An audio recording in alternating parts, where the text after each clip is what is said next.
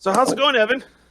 Oh, hold on, sorry, 1 second. My microphone's not working for some reason. It's my switch devices. It must be working because we can hear you. Yeah, it's just the microphone on the iPad. So it's gonna. Oh yeah, I can tell. Yeah, you're kind of tinny on that. Yeah, you don't sound as good as normal. You don't sound like this. Yeah, exactly. Well, dude, speaking of which, Gotta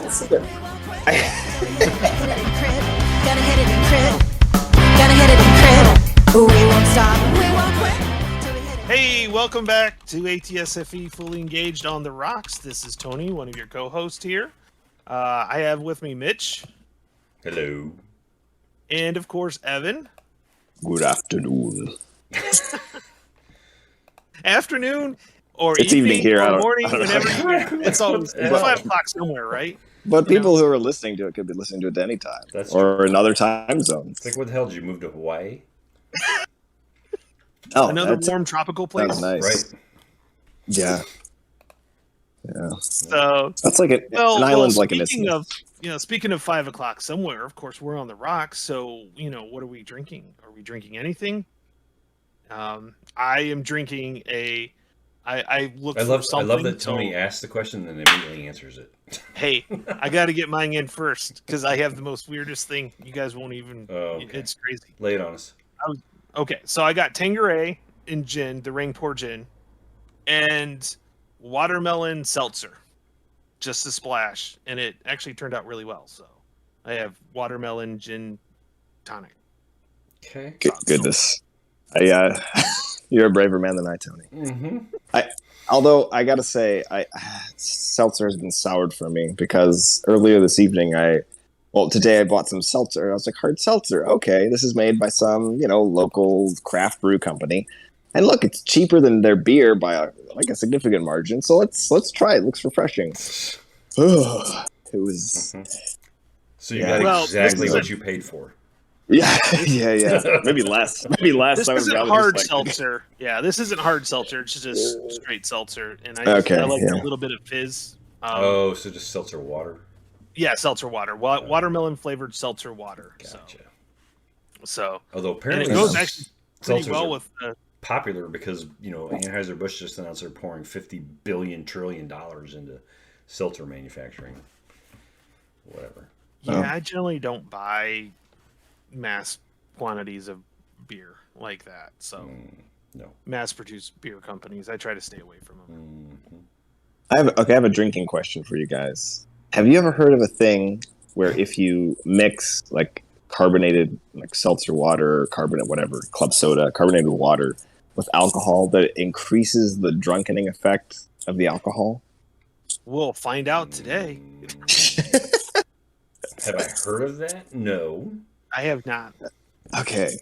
All right, so I have a very good friend, actually a Russian, and he insists, like, he's a very smart, Mm-hmm. logical, scientific guy, and but I was like pouring, I don't remember, this is like years ago, but pouring a drink and putting club soda or whatever in it. He's like, "Oh man, what's wrong? Like, you really want to get drunk or something?" I was like, "No, what are you talking about?" And he's apparently like, that's a thing that, like, I don't know, people think that, but I don't know. I mean, I'd want to see the sign. I mean, it doesn't make any sense, right. And that's the thing. It's like he's like a very, like, he'll go and look up studies and Doesn't all sorts of. I was like, that's ridiculous. Why would you believe that? like dilute the alcohol. Yeah, exactly. That's what I Yeah, said. right. It's just water.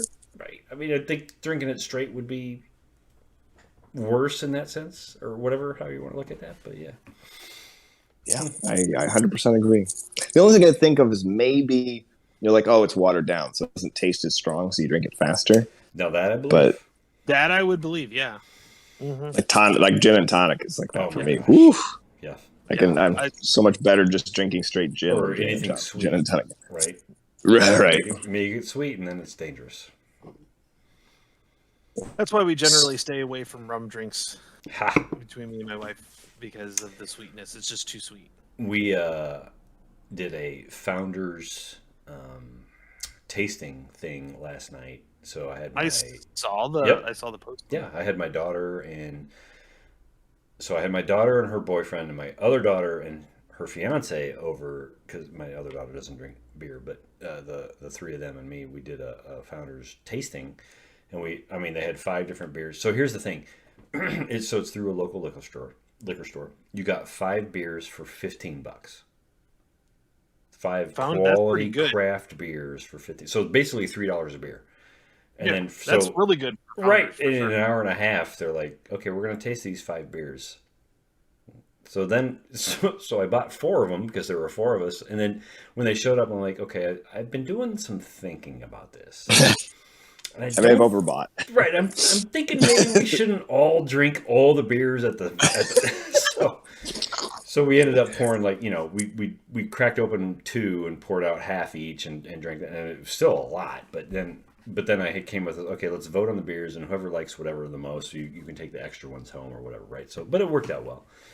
But yeah, it was. So they, the thing about Founders, fascinating. I mean, Founders, just their history is fascinating. They've been in business for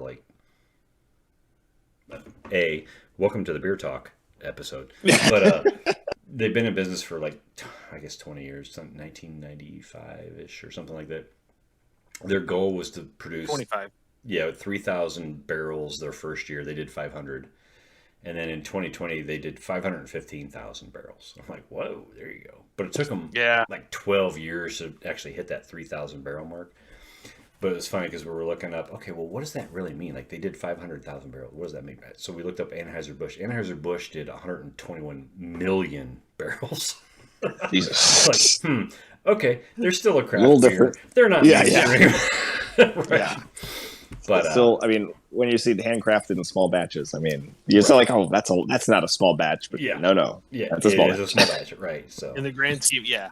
Operationally speaking, right. But it was, I mean, so it was fascinating, and to bring it back home it was fascinating because some of they really like raspberry for some reason, and so they have several beers that are based on raspberry, and they're very sweet, but they're all like 8, 10, 11% alcohol.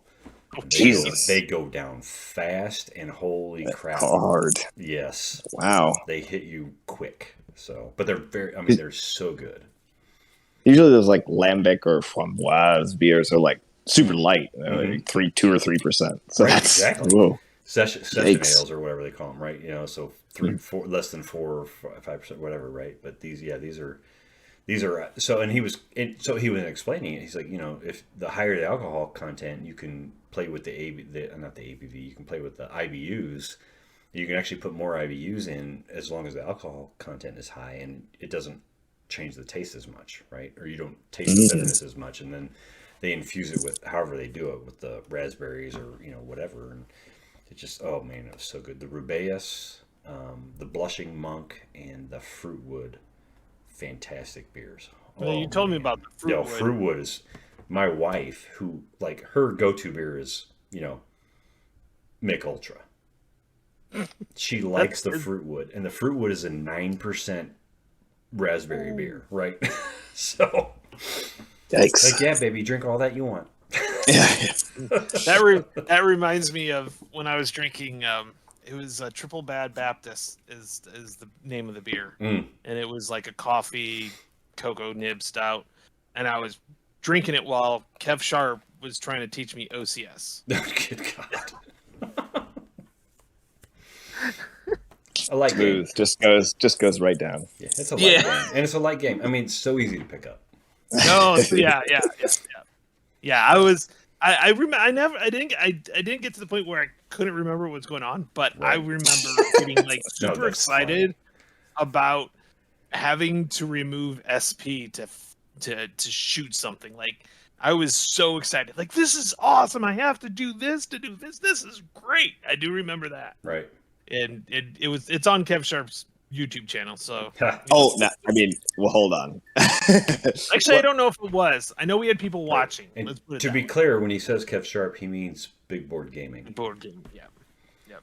Well, so that's the long way around to saying I'm drinking a Backwoods Bastard from Founders. Oh, can't go wrong with the Backwoods Bastard. No, favorite beer. So it's a Scotch ale aged in bourbon barrels. So.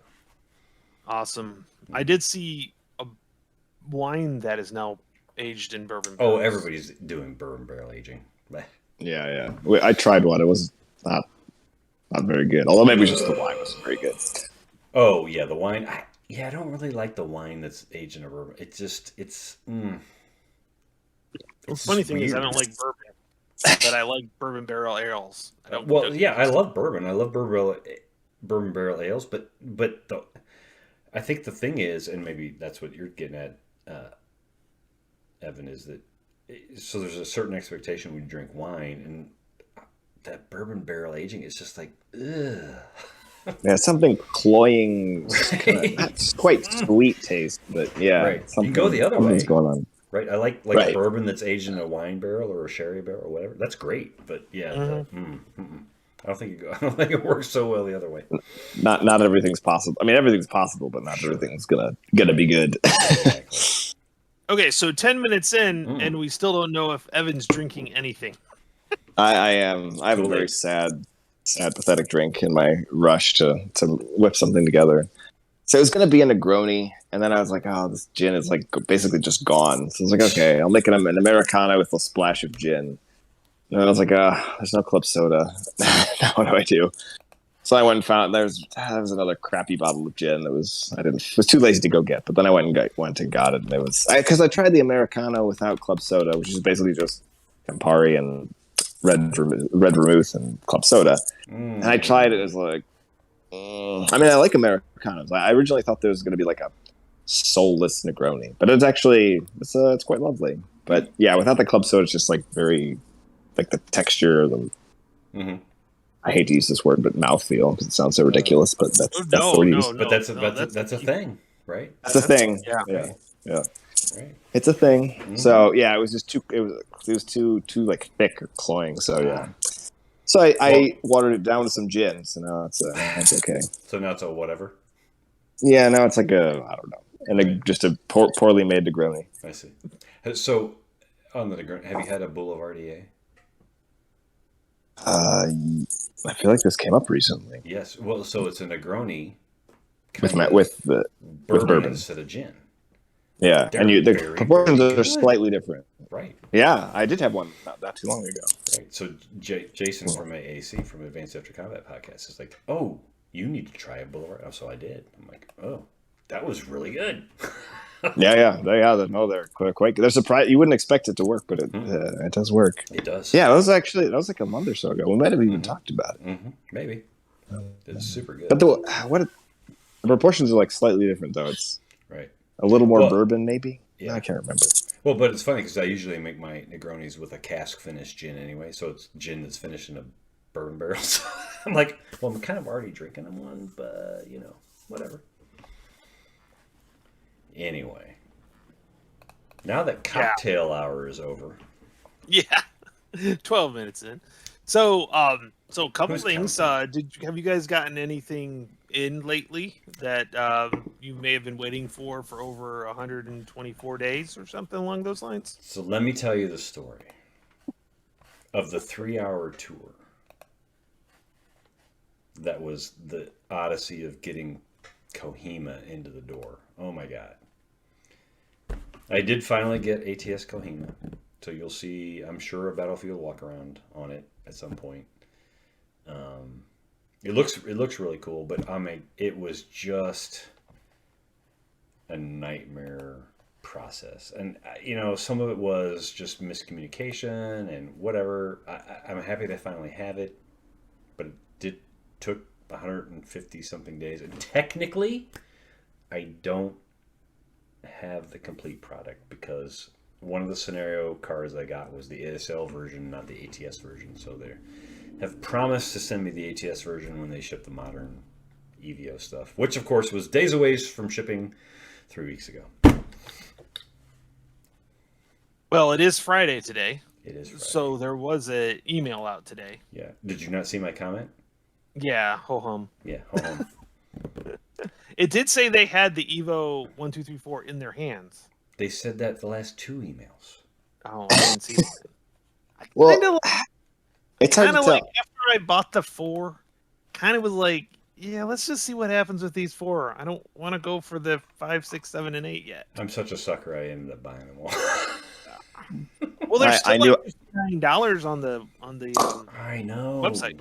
So the problem is, as with everything, if you don't buy them now, you're going to pay through the nose later. Rude. Right. Either they won't have them or you're going to pay through the nose later. Right. I knew it was going to be a sucker later, so I just bought them up front. But yeah, I think it's all Evan's current fault. events He made me hadn't buy them. Yeah, exactly. I mean, if current events hadn't been what they were, I almost certainly wouldn't have bought them. But since they were, seemed like the right thing to do. Right. But yeah, I mean, I'm unclear if they're holding off because they're updating some scenarios, which would be cool and an excellent, legitimate reason. Correct. If they're waiting for more, or if they're waiting for because they're waiting to see if more people will jump on board, which makes sense from a business standpoint, or if they're just like we've got too much shit to do, which would be. Well, I mean, but according to the Friday emailer, right, it's sold out on completion. They've already printed the counters; they're done. Oh, so once sounds like either scenarios are too much shit to do. Right. Say they made 200 sets of counters. I'm making that number up completely, right? And 180 of us have bought them. They could be waiting until the other 20 are sold, right? But that would be silly, I think. It wouldn't really make sense either, because if the price goes up later, right, they should just save the last 20 anyways to make up some. I don't know. Profit. I don't know. Not that they're not making profit already. I don't know. Who knows? Yeah, it's just funny. So, but if you're going to put in the Friday emailer 3 weeks ago that you're days away from shipping, don't turn days into weeks. I mean, now I'm going back to Star Trek 1 billion, whatever it was, where Spock and Kirk are doing the whole pseudocode. Well, if hours were days, we'd be like, I'm like, you realize that the Supermen are listening in, they can probably figure out what your code is. But anyway. It worked, it worked in the movie apparently. But anyway, is it going to work in Critical Hit real life? Mm-hmm. Well, I mean, my mom's coming down to visit April 10th. Oh, so that's what you're saying. That better get shipped before then, or I'll be very disappointed. Yeah. And this is like the one that normally I don't care because I'm like, whatever, right. I'll get to it eventually. But this is like one thing. I'm like, I kind of would like to be playing this right now. Actually. Now, all that negativity aside, stop with the negative ways, Moriarty. I am super excited about Evo Moderns. Because just like the stuff that's come in the email where, he's showing the,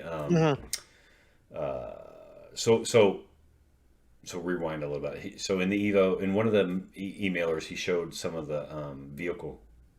I'm going to call them a card, but it's really, if it's like the EVO stuff, it's a full, 8.5 by 11, Evan, page of this is a vehicle, right? With all the stats on the vehicle. Tony, I don't remember if you got any of those, but I got the vehicle stuff. But I mean, I'm kind of excited about it, right? I mean, yeah, Busty Volga. It's a much more robust resolution, which if you're talking crunchy, I like crunchy, right? So I'm kind of excited about that part of it. Although, like Evan, I was telling you, I was a little confused by the image he showed where each aspect had two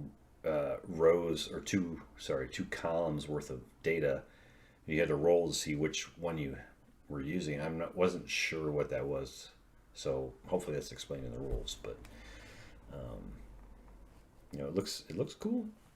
That's all I'm saying. I'm excited about it. I'm kind of excited about the geomorphic boards. I don't know why. That just really, I'm excited about that. I think it just leads to more possibilities with those boards. So. Yeah. Well, so that played into me finally deciding, because originally I bought the first four, or let me rephrase that.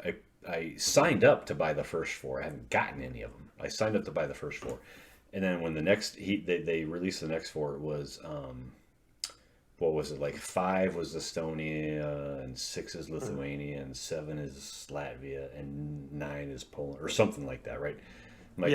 Or 8 is Poland. I'm like, well, I'll buy 8 because I want Poland. I don't really care about the Baltic states because who gives a shit. And then I was sitting there thinking, you know what? I just got. Oh, so when you asked what I got Kohima, but I also got hot stove packs, the new hot stove packs, 3, 4, 5, and 6. And as I was going through those scenarios, what I was noticing is like, so Hot Stove Pack 3 required the maps from 1 and 2. Hot Stove Pack 4 required maps from 1 and 3. I'm making that up, but it was, you needed some of the previous ones. Hot Stove Pack 5, you needed 3, 4, or 2, 3, and 4, right? So then I got to thinking, I only bought Poland. I didn't buy the Baltic states ones, 5, we'll call them 5, 6, and 7. I think you're right on that. Yeah, I should probably go get those because inevitably you're going to get Poland. I'm going to get Poland, number 8, and it's going to say, well, to play this scenario, you need the maps from number 5. And then I'm going to get pissed. Right? Because I don't have the maps from number 5 because I didn't buy them because I don't give a shit about Estonia. But, I mean, I do. It's a great country. Yeah. I'm sure it's fine to visit. I'm never going there. But I didn't really want to buy the product. But my mom's been to Estonia, and I have a little like a little hedgehog. What do you call it? Coaster. It's wooden from Estonia. Yeah, it's really cool.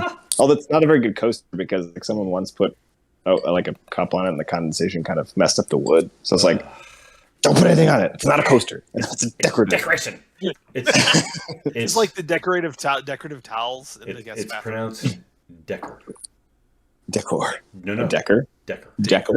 Decker sounds more manly, but yes, exactly. Well, that's what I tell my wife when we're going to the Hobby Lobby or something. Are we going to buy more Decker?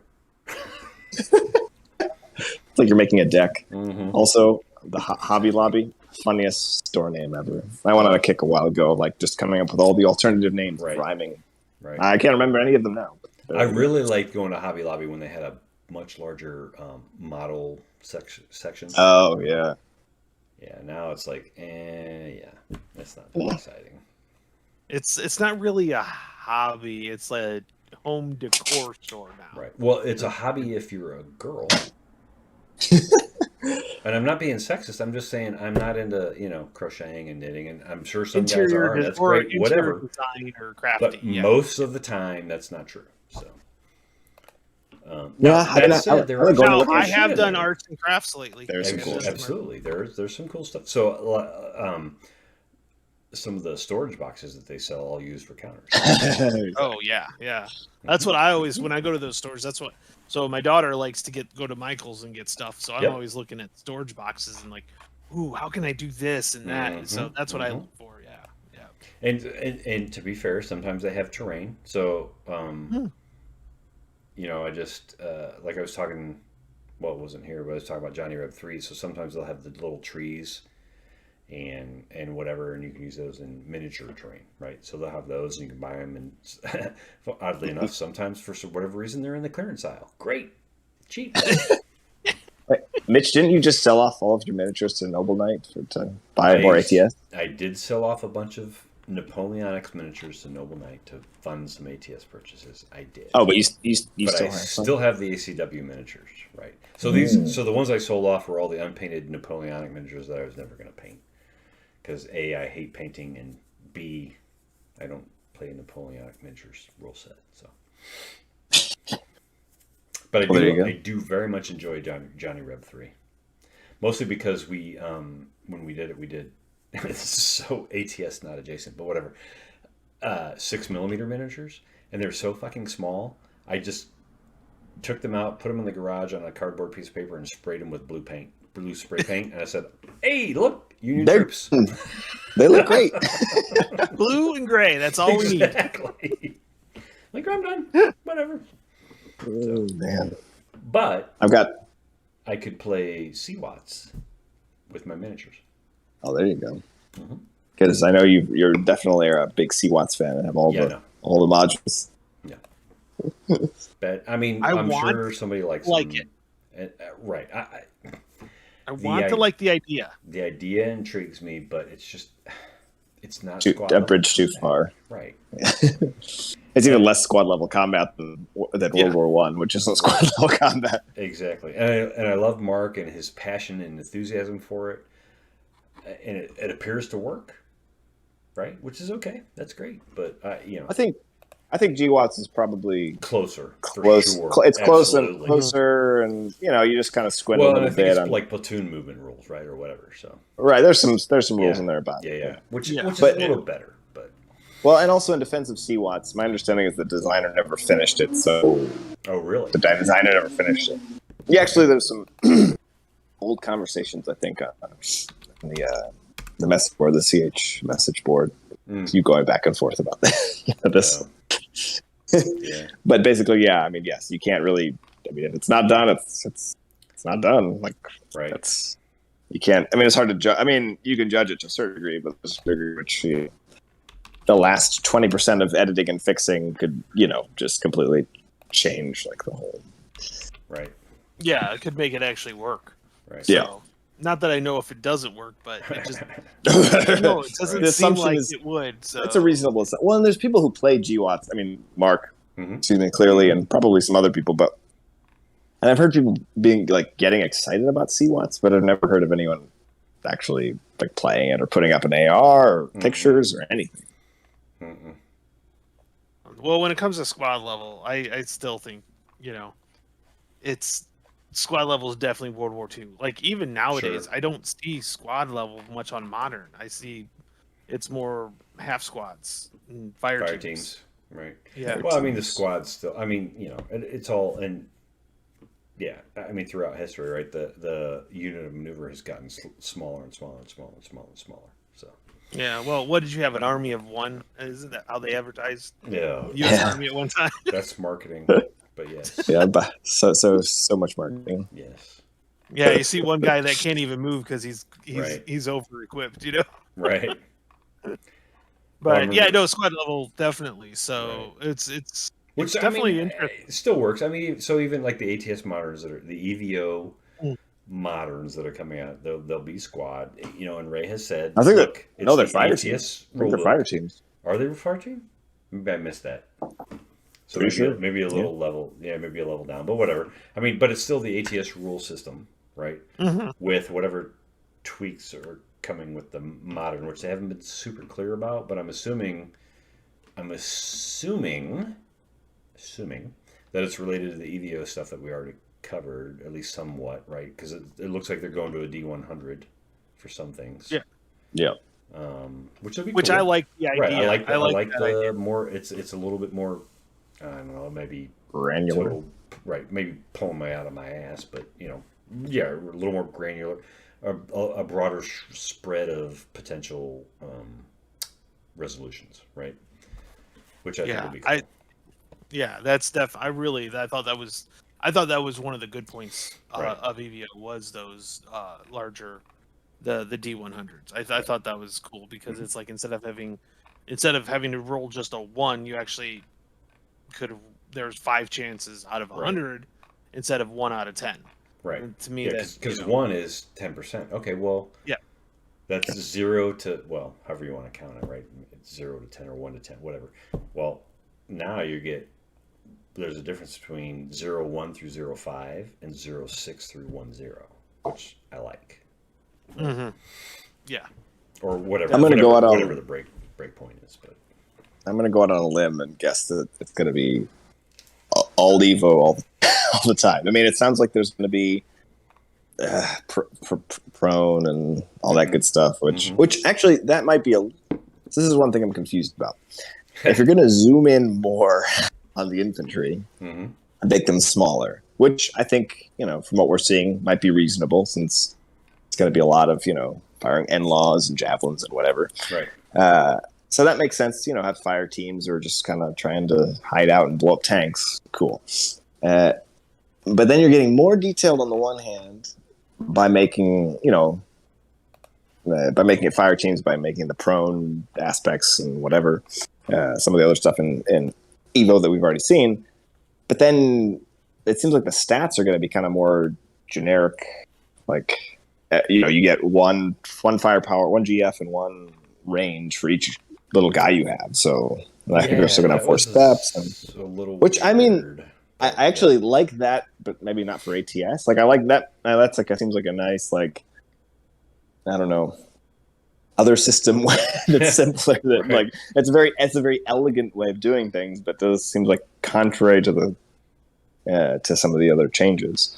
For AT, well, I think it's moving. So I think the vehicles are getting, or vehicles and More weapons detailed. are getting far more detailed. Much Infantry's more getting detailed. much less detailed. Which, Hmm. you know, I mean, is that a reflection of modern combat? Maybe. I don't know, right? 'Cause, I mean, It's just a model. I mean, right. but from I mean, a gameplay standpoint, I'm fine. right. I was just gonna say, you look at what, well, you look at the curated images and videos and propaganda that we're getting from the current conflict in Ukraine, right? And it's very much weapon system versus vehicle kind of stuff, right? You don't see. Well, because that's a lot what of- looks cool, and right, yeah, you don't see it. And is that because it's curated, or is that because it's just not happening? Is it just? I mean- you know, I don't know, but well, yeah, I think well, definitely from the Ukrainian side, it's obviously for propaganda sure. value, Absolutely. which is understandable, Right.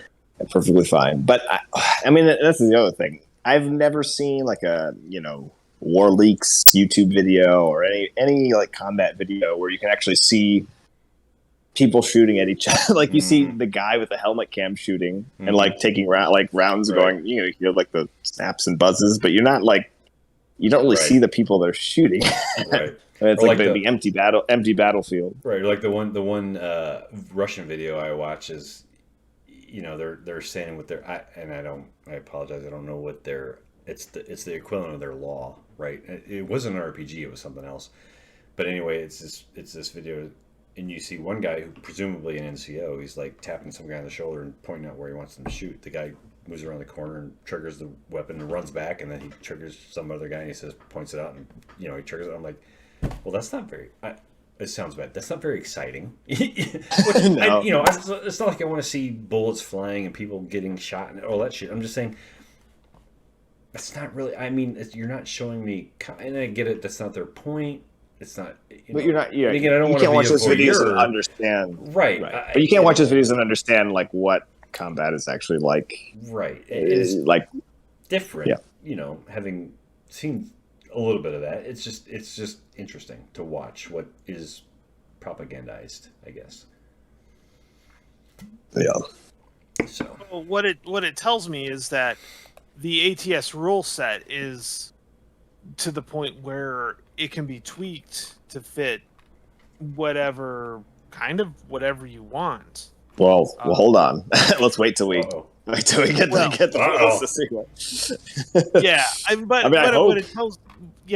but it tells me that the system, there's a reason why the other, squad level system hasn't gone much above, Korea.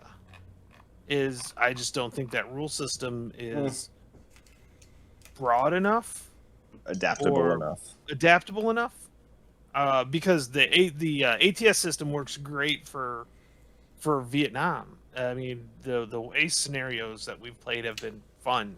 well, And so I agree that the scenarios we have played have been fun, but the CH6 annual is all about what again? yeah, Vietnam. I want to see how Which that works. I'm a little fucking I never pissed. will. Is that Yeah. it's an ASL annual and not an ATS annual? But whatever. I know so much good cool Vietnam I know, stuff. I mean, like- Ray said in the second to last email that it was everything for ATS is going to be SL and vice versa. But Right. I don't actually believe that. I think everything that's ATS will eventually be SL, but I don't think everything that's ASL will eventually be ATS. Yeah, which just is so because sad. And I get it. I mean, ASL. Yeah, it's bigger, right? it's so much. We're Factor trying of to 10. do our part. We're helping, kind of. I hope, but anyway. Yeah, It's But like, ugh. yeah. I mean, it's the Vietnam stuff in particular. I mean, come on, the riverboats and Oh, and going into Laos. Come on, why is that not an ATS? Because I would buy it in a heartbeat and then Yeah. play the shit out of it and whatever. But well, so like you At said any rate. in the latest Friday email, right? Where was it? I saw something like that. The counters for ATS Evo mods 5, 6, 7, 8 ASL combo enhanced that sets blah blah blah blah blah. Yeah, so right I saw on the tails something of about- Vietnam and Evo mods 1, 2, 3, 4, you'll be seeing this gear. Okay, great. And then they're going to move on to Volga. I'm like, well, Well, actually, a lot of people have been waiting for Volga for a very long time. they is my have, understanding. and very. So well, that's I was saying very probably good. vocal. I don't know about very vocal. They've been vocal, but anyway. So this is the part I wanted to point. Sorry, Evan. This is the point. And then, so then is in all caps. We'll be announcing a new way to connect your intellectually curious historian gamer minds with ours. Stay tuned for that. What the hell does that mean? Is it a chip? Is it a chip? Are we going to plug into the No. Matrix? Can I download the rules in my brain finally? No. I'm just gonna Johnny Mnemonic here. So if you want my prediction, are you ready? They're going I'm to ready. start their own either YouTube channel or podcast because he's been threatening to do that for years. And Now that he's got now they're in quotes, jealous. competition. That's Yeah, right. exactly. It's get jealous of the 50, You heard it 50 here or first. 30 view videos. Yeah. Mhm. Yep. He's jealous of ATSFE. I mean, I would be happy. We could spend our time doing other things that are Correct. not making how to play videos for ATS, which I like doing, but Which, so there's only so much time to do that kind of thing. Right, but fantastic segue. So if you haven't checked them out, Tony has done some boot camp videos, and Evan has done a Brazilian example of play videos. His Check 'em out. example play videos actually are what I was hoping my boot camp videos were going to be. So I'm kind of like, well, well, I think I there's don't a know. place for both, right? I mean, the XRPs Yeah, exactly. are a little bit different, and they're a little bit more involved than the boot camp is, which is look, here's the basics, right? And the XOP is like, here's how you apply them. So I think there's a space for both. But anyway, they're on the YouTube channel. You should definitely check them out, especially if you have no idea how ATS works. It'll be super helpful. I've got 3 more scripted out finally. Good. Nice. And, yeah, so I'll be getting those out. The nice thing is they're short, 4 or 5 minutes. I think the Right. most I had was 10 on one. Right. But I'm trying to keep them short like that because I know how brains think. You got to take a little bit in at a Right. time. Oh, yeah. And so maybe we should mention they're I mean, what, max of maybe 10 minutes at the most? Yeah. Not Yeah. even most of them, right? So they're real quick.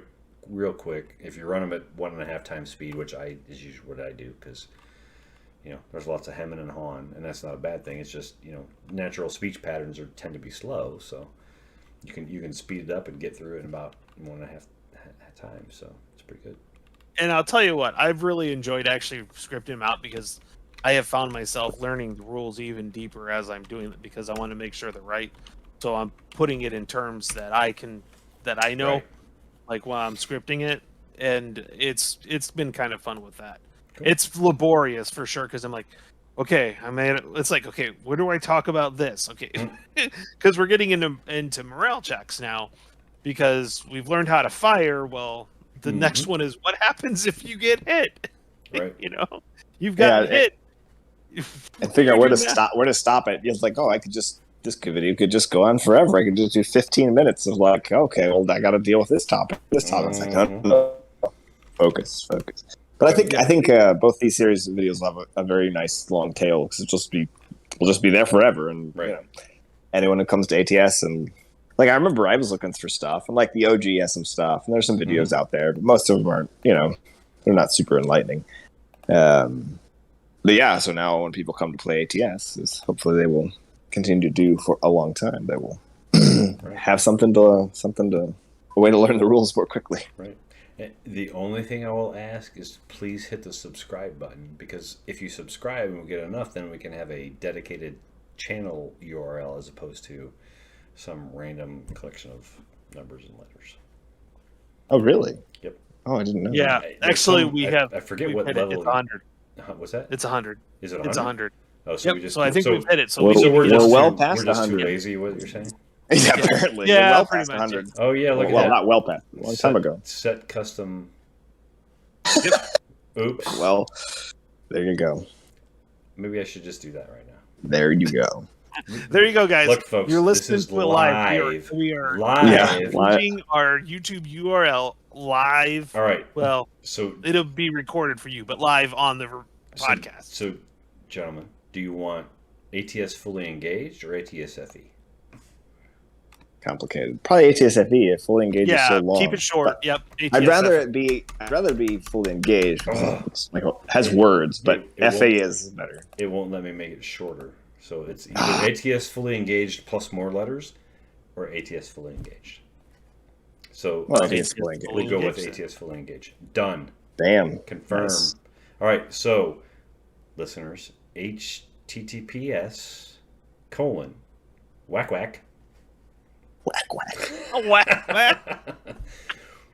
I'm drinking to that one. Yep.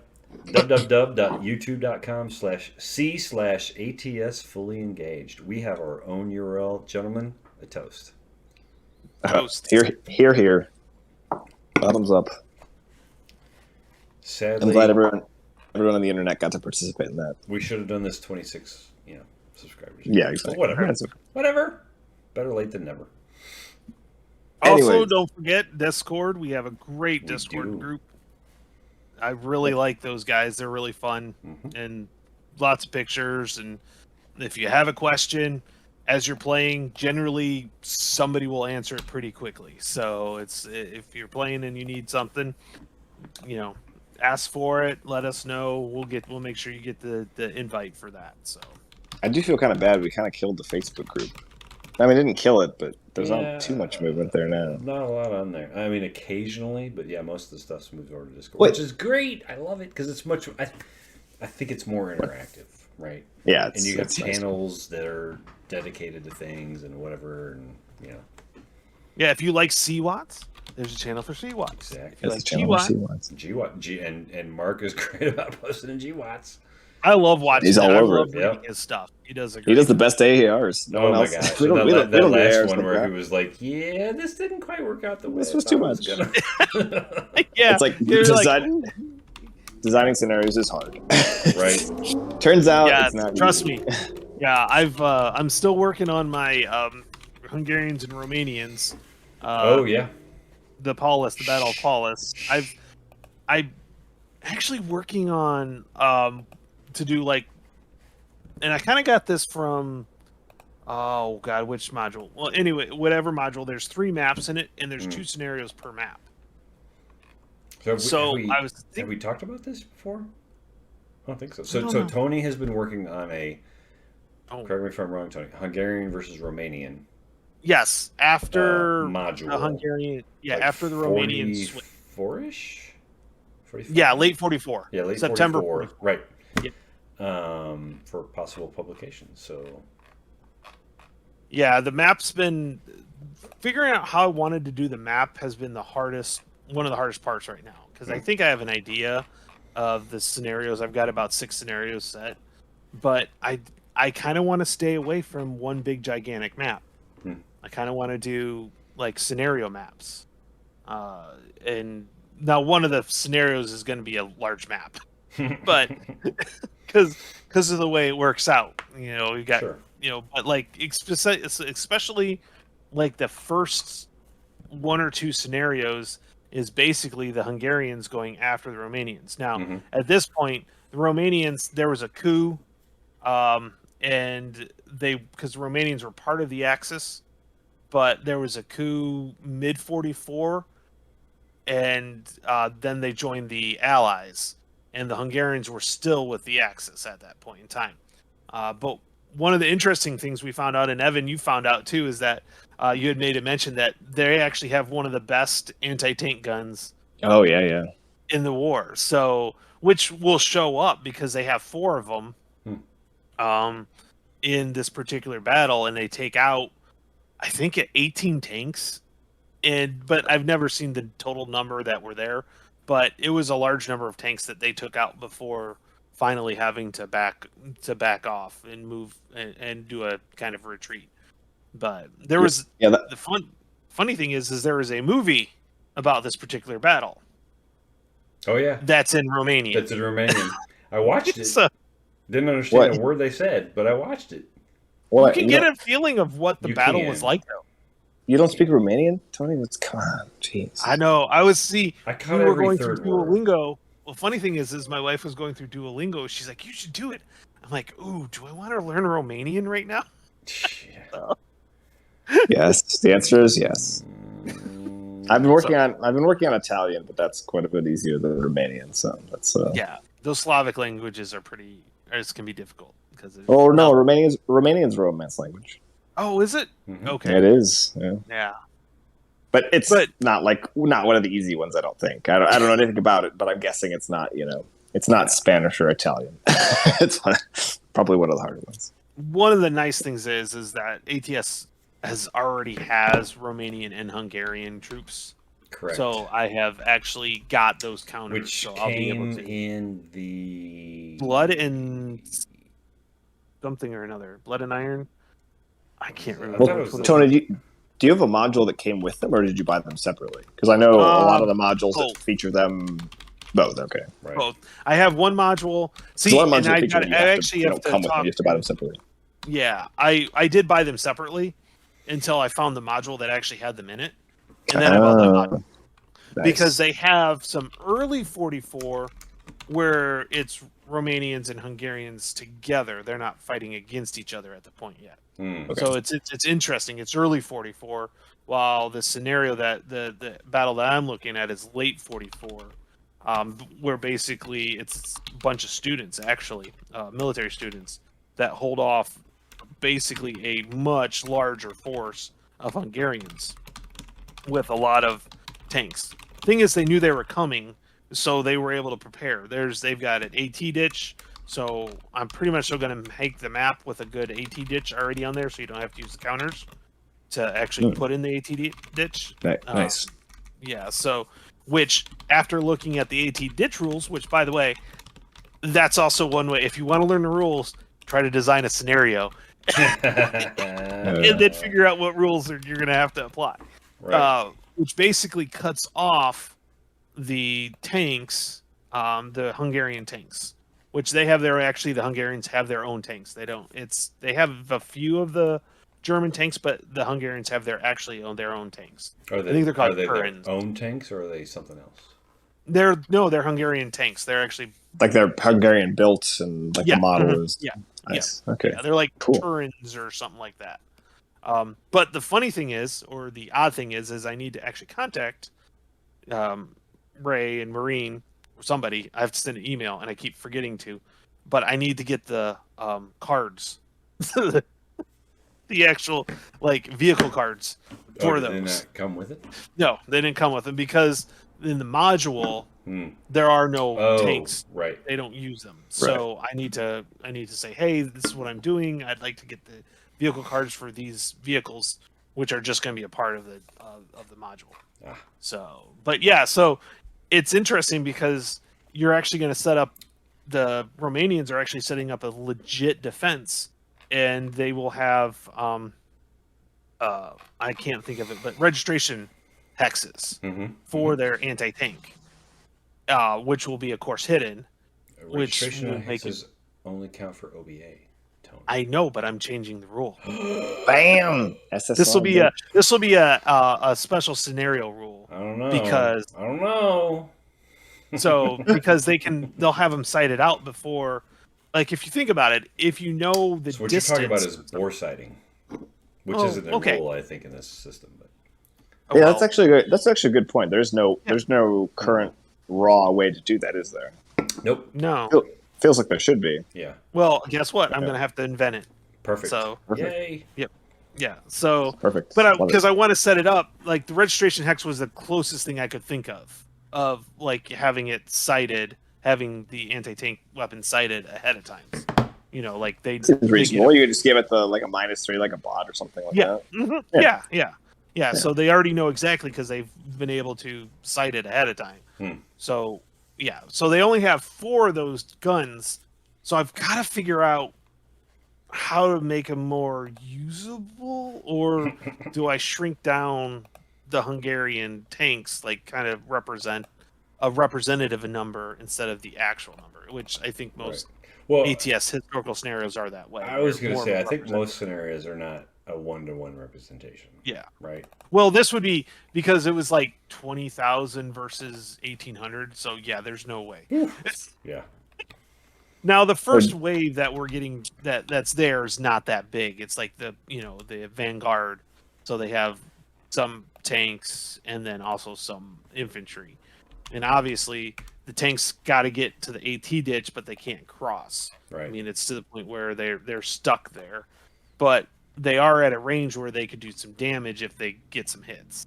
So it's like, okay, do they make it to support the infantry, or do they get, it's one of those things that you can't not move the tanks forward. You're going to have to move them forward to support infantry because it's an open field that they're running across, and the tanks give them, some cover as they're going across.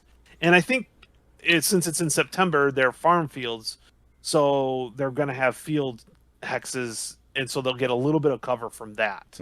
So, well, yeah, it's interesting when you're actually looking at scenario design, sure, and the stuff you run into, and so I'm looking forward to. I'm thinking like in terms of bore sighting, like so trying to apply a registration style feel to HPT roles is, that last tournament scenario, Pebbles in the Stream, where Evan, you remember, there's only one exit out the road, right? If you could bore sight in that hex of, we know how to shoot at that hex, right? Right. Because it's the only place you're coming through.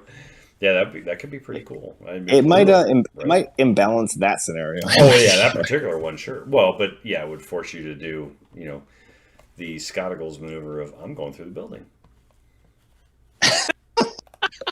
I missed that one. That had to be pretty interesting. I love bailing out. Bailing out is my favorite. You bet. No, but yeah, no, Tony. I'm listening to you talk about this. It's very exciting. I'm like, oh man, this is cool.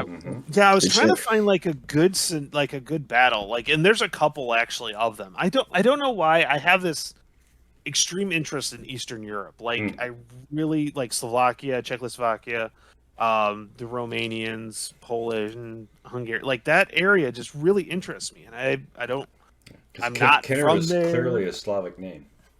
Yeah, it's clearly, yeah. I have, as far as I know, there is no lineage from there. I'm as Anglophiled as it can be right now, as I'm looking at it, with a little bit of German. So, but yeah, I don't know. It's just, so there's that one, and I actually found a couple other interesting battles that, if this goes well and it works out, then I might go farther with it and really make this, because there's a huge push for the Hungarians to move through Romania from the Nazis, and then you have the Soviets coming in and supporting the Romanians at that point. So, and that's kind of where Romania fell under the Soviet issues or the Soviet bloc type deal, is because they basically came in and helped the Romanians kick out the Nazis. I think you mean the Soviet dream. What are you talking about? Yeah, right. I've been on a kick of I'm listening to the Russian Revolution, the Revolutions podcast, but about the Russian Revolution, and then reading about the Russian Civil War. Man, I feel really bad for the Russians. Like they have a very, very challenging and unpleasant history, which explains a lot. Right? Yeah, it explains a lot. Like, their kind of moment of getting out from under the thumb of autocracy, and then it just turned into more autocracy. That didn't work out very well. Yeah, it went from one bad thing to another bad thing, basically. Basically, yes. Yeah, there's never been a good moment to be like a poor. I mean, it's never a good moment to be a poor person, I guess, anytime. But, Right. if you're a poor person in France right now, you're probably you're probably doing okay. If you're a poor Russian, like at any point in any time in history, you're just you're screwed. Right. Although, like you said, I mean, that's pretty much the lot of. No, right, but like in the 20th century, it started to change for lots of people, but then not. You're like, oh, Russia, yeah, it's Europe, so it's better off. But it's like, maybe, probably not so much. Right. Yeah. Anyways, again, country that large, it's hard to tell. Right. No, yeah, it's probably very different across different parts.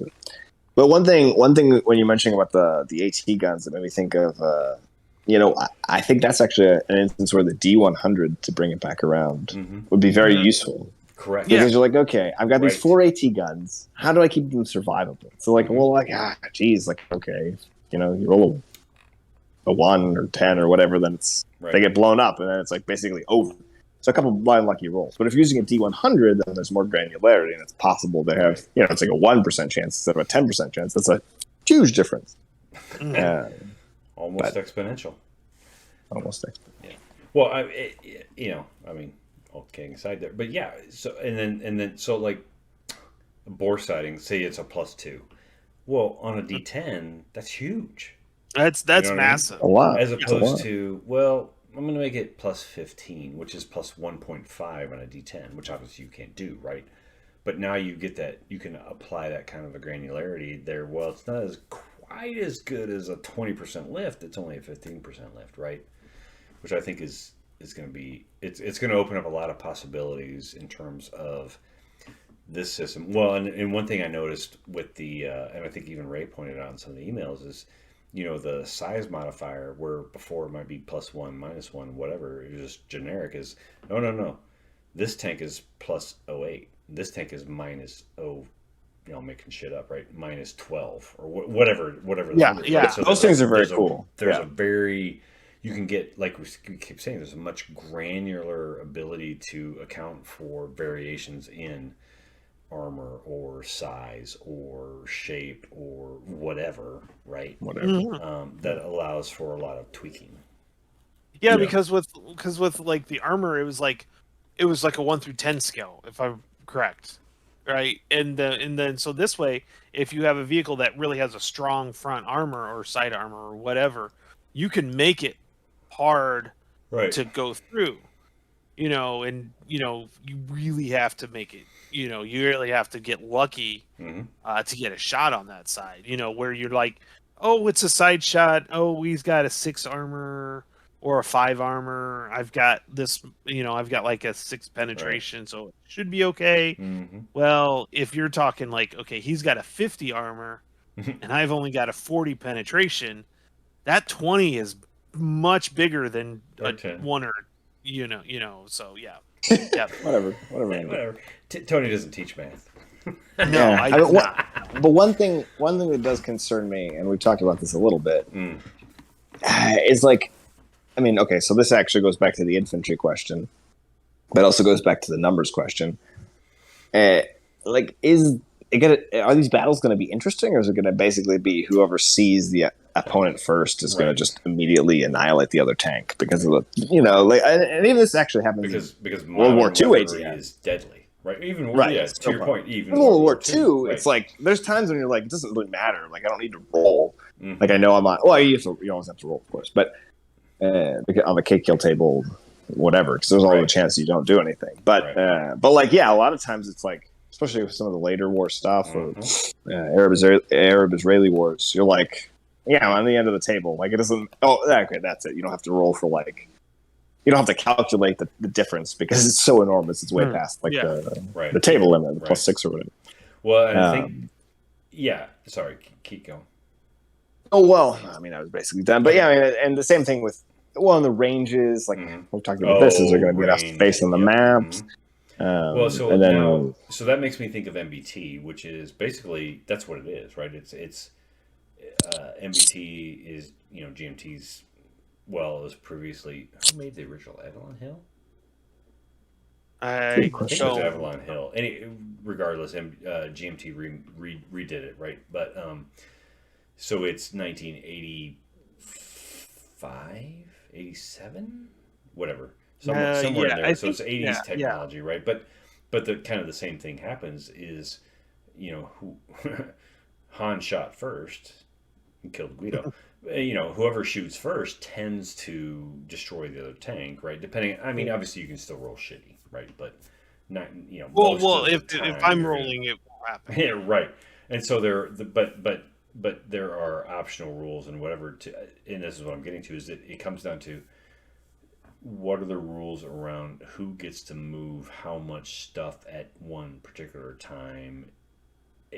You know what I mean? So in other words, I'm not. It's not I go, you go. So at least I'm not moving everything and getting all the first shots, or I'm not moving everything and you're getting all the first shots, or whatever.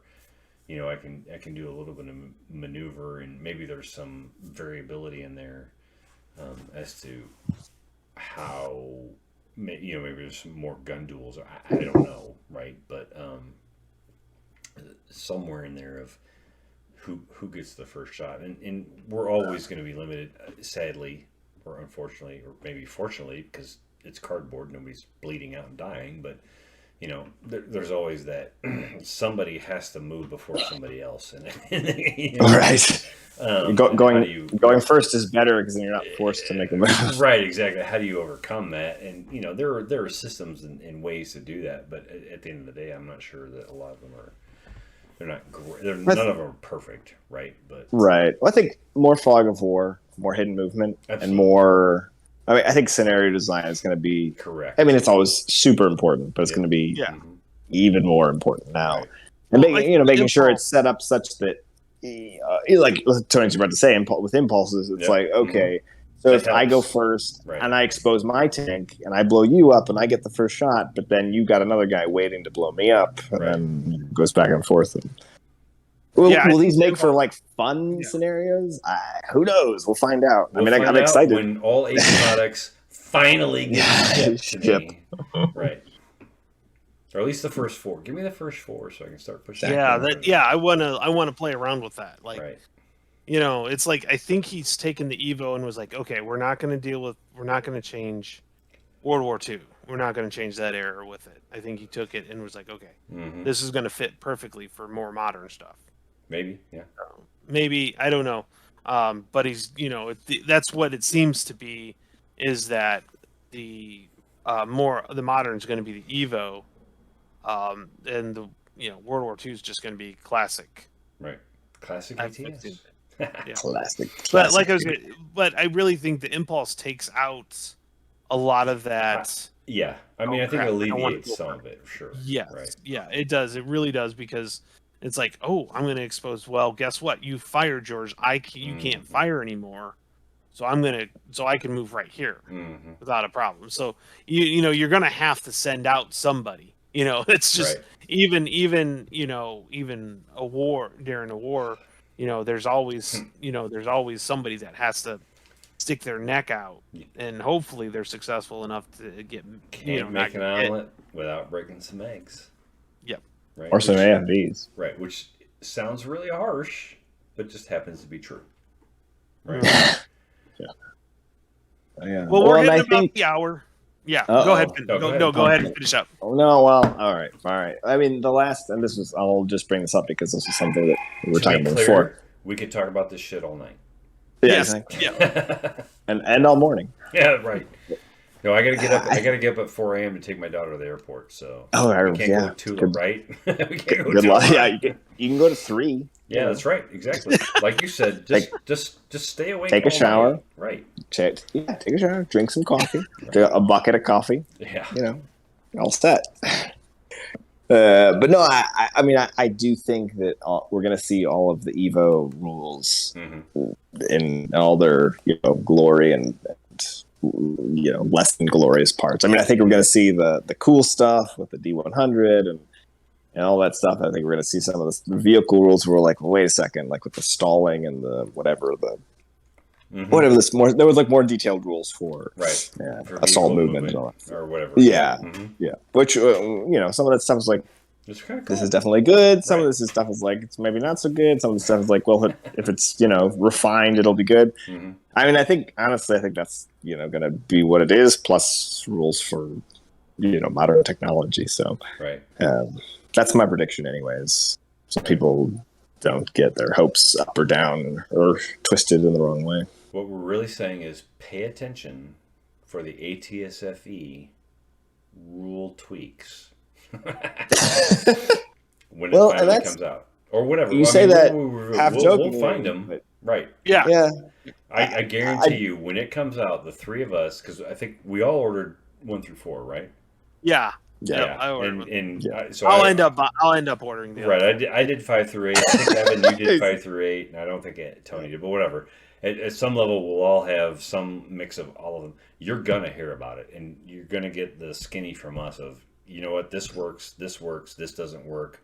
Here's how I think it should be fixed. This doesn't work at all. I'm not sure it can be fixed, and whatever.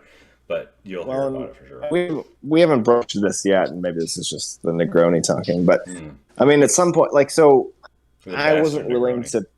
Yeah, exactly. I wasn't willing to, pay to play test let Evo World War II, right? Because whatever, there's tons of work. I don't care enough. It's just not too much other stuff going on. Too much ATS to play, and World War II ATS is already tip top shape. But for modern current conflict ATS, like, well, if I'm like, this isn't working, I'm like much more motivated to try and fix it. Correct. Agreed. So this is a situation where we put our heads together and like, well, yeah, this feels like right. we could tweak it. We could tweak it. I mean, I think the system itself will be solid, but there's undoubtedly will be room for improvement. I think this is a context in which it will be worthwhile doing. Right. And not only will we tweak it, but it's like, we'll play it. We're gonna thoroughly examine it, and we're gonna tell Ray, here's what you need to fix. And if you don't, that's fine. We're gonna post our fixes here. Love it. It's a secret. Right. Wait. All right. So, Mitch, before we go, and this you don't have to answer this question now, but as a modern warfare guy, like, what you need to like. I don't know. We can post it, or you can just send it to me, and then I'll post it. Resources for modern weapon systems, and where we should start looking to kind of, I don't know, have some background in these sorts of things. Oh, gee, like actual, like, how modern system, like, when you say modern systems, what do you mean? Let me ask that first. That's a good question. Well, so so to be honest, I mean, the it sounds cheesy, but Wikipedia actually is a really good source for the best known parameters around a particular modern system. So if you want to know the armament or armor or performance of a particular piece of modern equipment, Wikipedia is not bad, right? It's all based on open source material, right? Right. But I would always encourage you to look at the edits, just to be sure that to see who's out there tweaking shit, right? Yeah. But for the most part, that's wise. They're really good. They're really good about monitoring that stuff. Yeah, Wikipedia is solid. People give it a bad rap, but it's all your paper in, that's all. Right. Otherwise, I'll cite. I'm not in high school. I'll cite Wikipedia all day. Right. I don't care. Right. Otherwise, you have to go to the manufacturer's site, and of course, the problem there is they're trying to sell the product, so I want to make it look as cool as possible. Right. Yeah. So maybe here's a better question. So that's a part of the question which you answered, and that makes a lot of sense. So the other part of the question is, I think a lot of the interactions that probably didn't matter in World War, definitely didn't matter in World War II, and only matter a little bit in Vietnam or whatever. How to kind of understand or come to grips with differences in radios, communication technologies, sensors, like that kind of thing. How that changes the perspective of what you're even thinking about. Because you're talking about World War II, you're just like, okay, I can see that guy over there. You're not like waiting for the drone drone operator to radio you that some guys are over there. Right, and radio and we were just talking about this on the Whiskey Charlie thing. Is that it's looking at the stuff that's going on in Ukraine. It's the first. This is truly, from what we're seeing in the media, this is the first truly digital war in terms of, I keep thinking of, somebody posted some Ukrainian whatever posted a picture of, hey, look, there's some Ukrainian vehicles under this mall parking lot, and before you knew it, that mall parking lot was demolished by missiles, right? So the social media aspect of should. Right. I mean, social media is being used as real-time targeting data, which is crazy. insane, right? Yeah. I mean, now when you hear like Google saying, "Yeah, we turned off traffic data," well, Right. that Yeah, makes a shit ton more sense now. Like you can use that data for real-time actionable intelligence, right? So it's the first truly digital war where that kind of thing you just didn't really think about, right? I mean, they're monitoring cell phone transmissions and not just the transmissions themselves, but so every cell phone identifies its, calling code or whatever. Well, if I bring my UK phone into Ukraine, I'm from the UK. You know what I mean? So, and that's actionable intelligence. Now, what you do with that is different based on what your priorities or whatever, right? But just knowing that information is important. So, that kind of stuff is just crazy to think about. That's a very tactical level thing, as opposed well, to we're an talking about a operational level tactical. thing. We're talking about a Right, tactical right, level system. exactly. So that's So you kind of have to think about that. And I mean, drones. I mean, obviously, drones. So the thing about drones is they're really just. So yes, they're ubiquitous now. They're just another. It sounds bad to say. They're just another ISR platform. The problem is that they're very hard to detect and they're very hard to get rid of. So ISR, your operational intelligence has increased and your tactical intelligence has increased, so that you can pretty much almost know where everybody is almost all the time. So not to tout another system, but that's why in the next war system, in next war Poland, the detection rules changed where everybody knows where everybody is. You don't have to detect anybody because the drones. Oh, I didn't know that. Oh yeah, the drones are ubiquitous. You're gonna know where those guys are, right? Right. As Interesting. opposed to other places where that may not be nearly as true because the capability just isn't there, right? Right. Yeah. So you have that, and then strikes are built into that and that kind of thing. So I'm just waiting for the reprint. Don't right. hate. I'm waiting for the reprint. No, that's fine.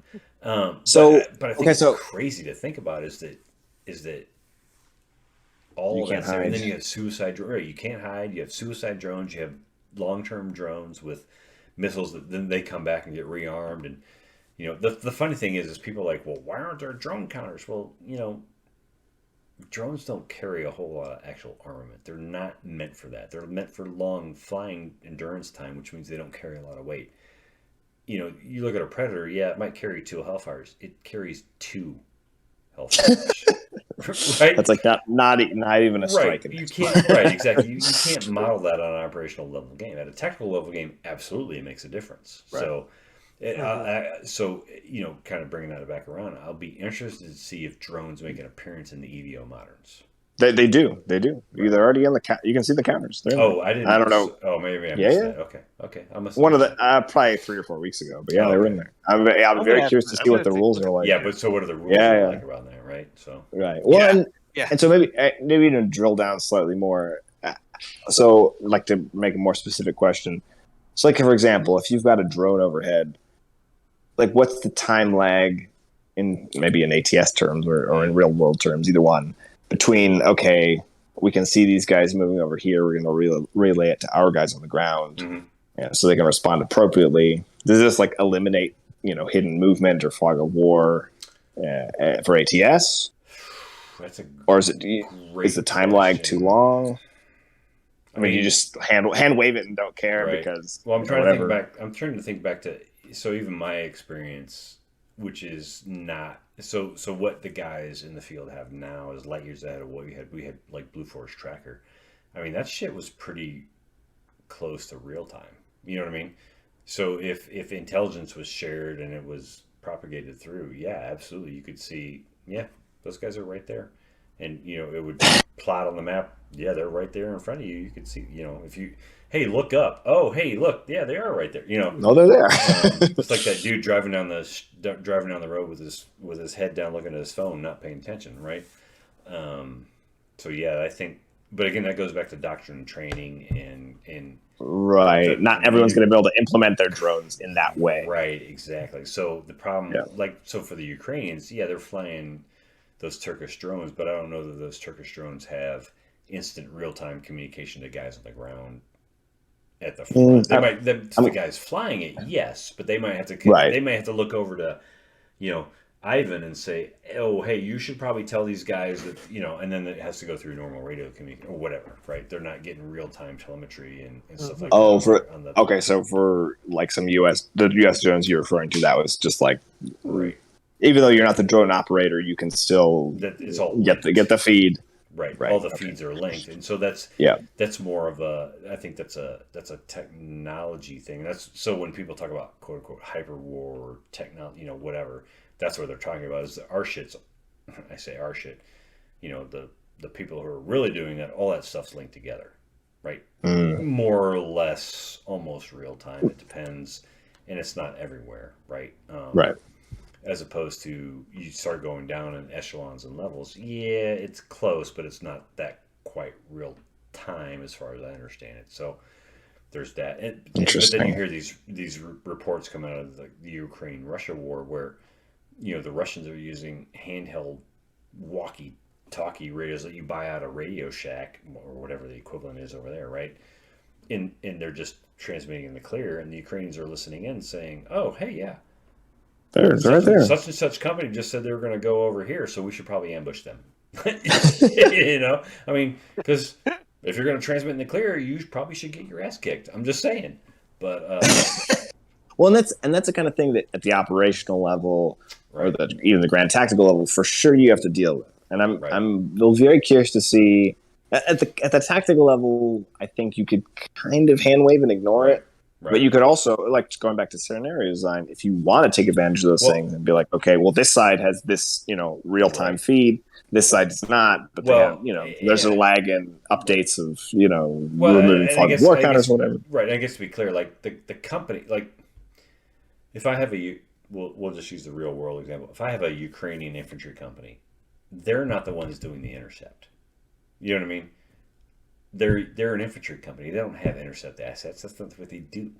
So at a tactical level, I'm not sure that's going to be super actionable.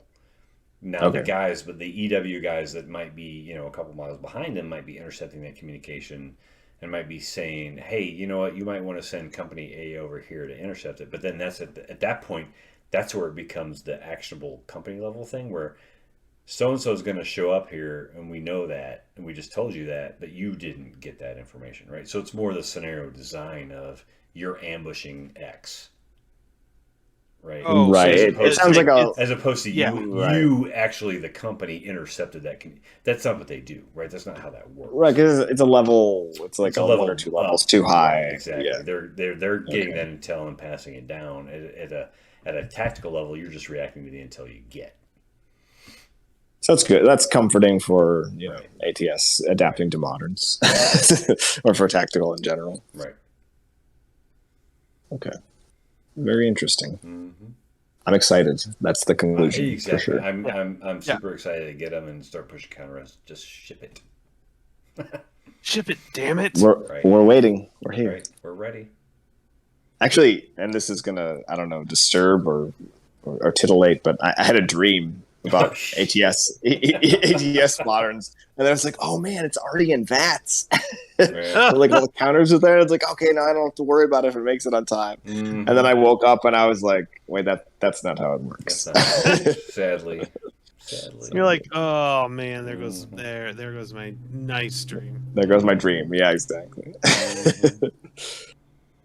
Oh goodness. Yep. Well, team. Well, with that time. Yeah. Yep, I'm about ready to. Yeah. Oh. I know it's late for you guys because you're an hour ahead. So. Yep. So, well, any last things before we sign off here? Well, there's probably a lot of stuff we could continue on talking. Yeah, right. Keep playing ATS. Looking forward to Evo Moderns. Yep. Keep playing, keep rolling dice. So, with that, I'm gonna say goodbye, and Mitch and Evan, thanks for jumping in, and have a good time, and look forward to the next one. Yep. Hit me 3 times. Hit me 4 times. Now crit it.